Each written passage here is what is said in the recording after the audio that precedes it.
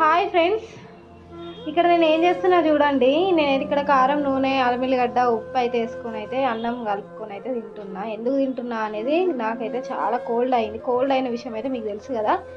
ఇక కోల్డ్ అయింది కదా, నాకైతే నోరు మాత్రం అసలు టేస్ట్ లేదు. అందుకే ఇట్లా తింటున్నా. ఇక్కడ ఎందుకు నవ్వుతున్నానంటే మా హస్బెండ్ ఏమో అంటున్నాడు సంథింగ్, అందుకు నేను నవ్వుతున్నా.